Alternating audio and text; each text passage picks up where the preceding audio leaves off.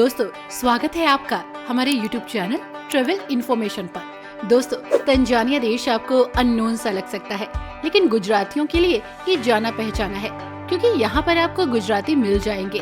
प्राकृतिक खूबसूरती के साथ साथ इस देश में कुछ ऐसी बातें हैं जिसे सुनकर आप हैरान हो जाएंगे। तंजानिया में दोस्तों एक खास समुदाय है, या फिर यूँ कहें कि एक जनजाति नाम कुर्या, जिसकी महिलाएं पुरुषों की बजाय महिलाओं से शादी करना पसंद कर रही हैं।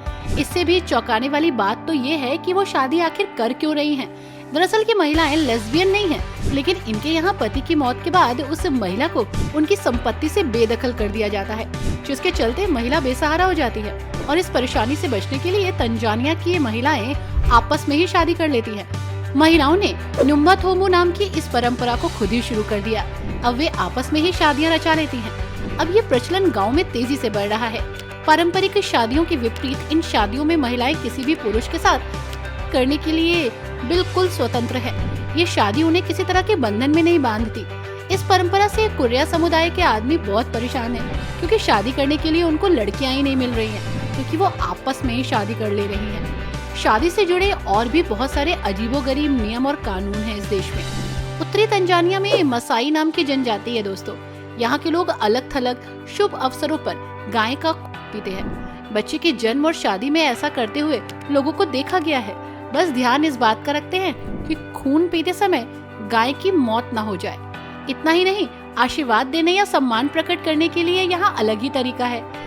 केन्या और तंजानिया के मसाई लोग ये शुभकामनाएं थूक कर देते हैं। जी हाँ, यहाँ थूक कर आशीर्वाद दिया जाता है। दोस्तों, दुनिया की सबसे पुरानी मानव बस्तियाँ तंजानिया में ओल्डू वाईगार्ज नामक एक स्थान पर मिलेंगी।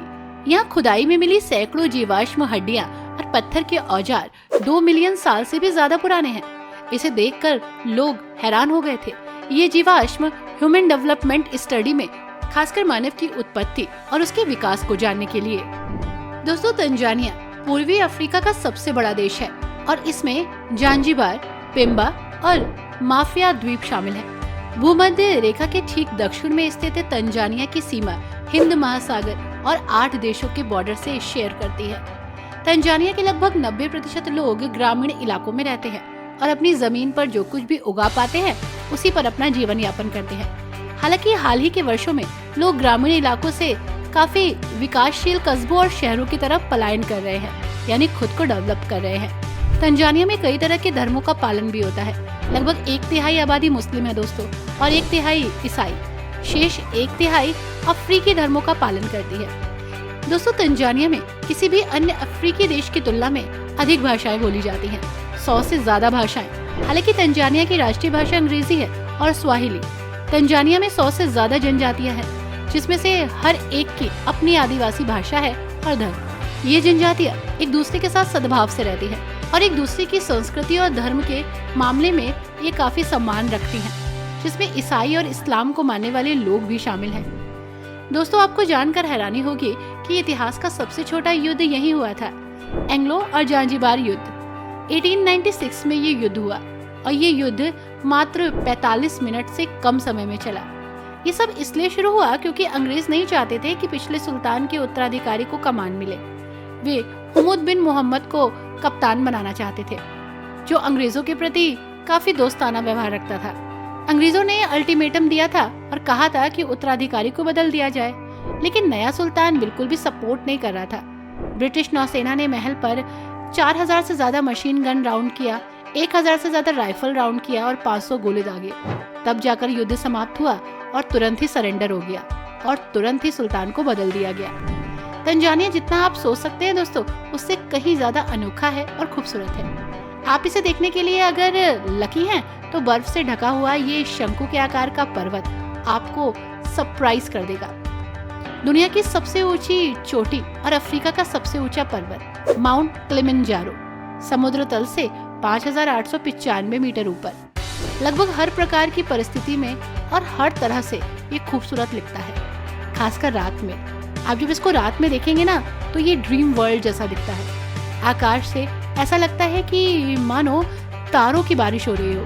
सीरियसली नॉर्दर्न लाइट जैसा फील होता है। जमीन से जब इस पर्वत को देखेंगे तो इसकी भव्यता अलग ही नजर आएगी। हालांकि जो लोग काफी एक्साइटेड रहते हैं या माउंटेन क्लाइंबिंग करना चाहते हैं तो इसको चढ़ के भी इस जगह को देख सकते हैं। सीरियसली एक्सपीरियंस बहुत ही डिफरेंट होगा। दोस्तों, तंजानिया विश्व के कुछ बेहतरीन राष्ट्रीय उद्यानों का घर भी कहलाता है। सबसे प्रसिद्ध और बेहतरीन पार्कों में से एक सेरेनगेटी राष्ट्रीय उद्यान है, जो बड़े स्तनधारियों की 10 लाख से अधिक प्रजातियों का घर है। विश्व धरोहर स्थल के रूप के अलावा ये 7वां विश्व आश्चर्य भी हो सकता है। इसी के साथ दोस्तों, वाइल्ड बीस्ट और जेब्रा नए घास के मैदानों की तलाश में सेरेनगेटी के मैदानों में यात्रा करते हुए आपको दिख जाएंगे। इतना ही नहीं, भैंसों के झुंड, हाथी, जिराफ, तेंदुए, इम्पाला, हिरन और लुप्त हो चुके काले गेंडे भी आपको यहाँ दिखेंगे। सेलोस गेम रिजर्व हाथियों की सबसे बड़ी आबादी का घर है, जो तंजानिया में ही मिलता है। Gombe Stream national park Tanzania का एक अद्भुत और बेहतरीन पार्क है, जहाँ पर आपको चिंपैंजी नजर आ जाएंगे। अब पर्वत है तो झील तो होगी ही। दोस्तों, तंगानिका झील दुनिया की दूसरी सबसे बड़ी झील आपको यहीं दिखेगी। आयतन और गहराई की दृष्टि से साइबेरिया की बोकाल झील के बाद दूसरे स्थान पर तंगानिका झील विश्व की सबसे बड़ी मीठे पानी की झीलों में से एक है, जो अपने आप में एक टूरिस्ट डेस्टिनेशन है।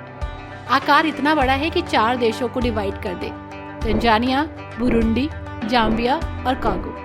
ये झील दुनिया में सबसे अधिक जैविक रूप से जानी जाती है। 50 धाराओं और नदियों से पानी मिलता है इसको। दोस्तों, इतना ही नहीं, यहाँ पर आपको 500 अलग अलग तरह की मछलियाँ भी दिखेंगी। दुनिया के ताजे पानी का एक अविश्वसनीय स्रोत है। 8% हिस्सा यही मौजूद है। ज्यादातर मछलियाँ सतह से 20 मीटर के अंदर ही रहती हैं। आप इन्हें छू सकते हैं, फील कर सकते हैं और देख सकते हैं। प्रकृति ने इस जगह को भर भर कर उपहार दिए हैं। आपको जानकर हैरानी होगी दोस्तों कि तंजानिया में पेड़ों पर चढ़ने वाले शेर भी मिलेंगे। ये एक अनोखी प्रजाति होती है जो आपको यहीं दिखेगी। वृक्षों पर चढ़ने वाले शेरों को तारंगीरे राष्ट्रीय उद्यान में देखा जाता है, और इन शेरों ने पेड़ों पर चढ़ना कैसे सीख लिया ये नहीं पता, लेकिन ये बहस का विषय जरूर है। कुछ लोग बोलते हैं कि ठंडी हवा चाहिए थी शेरों की, इसलिए उन्होंने पेड़ पर चढ़ना सीख लिया, तो कुछ लोग बोलते हैं कि मक्खियों से तंग आ गए थे इसलिए पेड़ पर चढ़ गए। लेकिन हमको ऐसा लगता है कि शिकार पर ताक लगाकर देखने के लिए ये पेड़ पर चढ़े होंगे। नीचे से अगर निकल गए ना तो समझिए भगवान को प्यारे हो गए। इतना ही नहीं, चाहे उनकी प्रेरणा कुछ भी हो, इन शेरों को पेड़ों की शाखाओं पर बैठे देखना अपने आप में बहुत ही एक्साइटेड है, लेकिन सावधानी बरतने की जरूरत है। दोस्तों, तंजानिया में बहुत सारी झीलें हैं, पहाड़ हैं, तो बट नेचुरल झरने भी होंगे। अफ्रीका के सबसे लुभावने झरने आपको यहीं मिलेंगे, जोम्बिया और रुकवा क्षेत्र की सीमा के पास। यहाँ पर है कलम्बो झरना। पानी एक ही बार में 772 फीट नीचे गिरता है, जिससे ये महाद्वीप पर सबसे ऊंचे निर्बाध झरनों में से एक है, जो सीधे ऊपर से नीचे आता है, बीच में कहीं नहीं टकराता। दिन भर की भागदौड़ से आपको यहाँ थोड़ा सा ठहरना चाहिए और थोड़ा लाइफ को एंजॉय करना चाहिए। इसी के साथ बाओबाओ यहीं पर मिलेगा। बाओबाओ एक पेड़ है दोस्तों, जिसे तंजानिया के तारंगीरे नेशनल पार्क में देखा जाता है। इस पेड़ की कुछ प्रजातियां ऐसी हैं जो 1000 साल या उससे भी ज्यादा समय तक जीवित रह सकते हैं। हालांकि दक्षिण अफ्रीका में पाए जाने वाला सबसे पुराना बाओबाओ 6000 साल पुराना माना जाता है। अब आप सोचिए इसकी जड़ें कितनी मजबूत होंगी। और हाँ दोस्तों, एक चीज और, यहाँ का खूबसूरत समुद्र तट किसी से छिपा नहीं है। अगर कहीं स्वर्ग है इस देश में तो यही मिलेगा।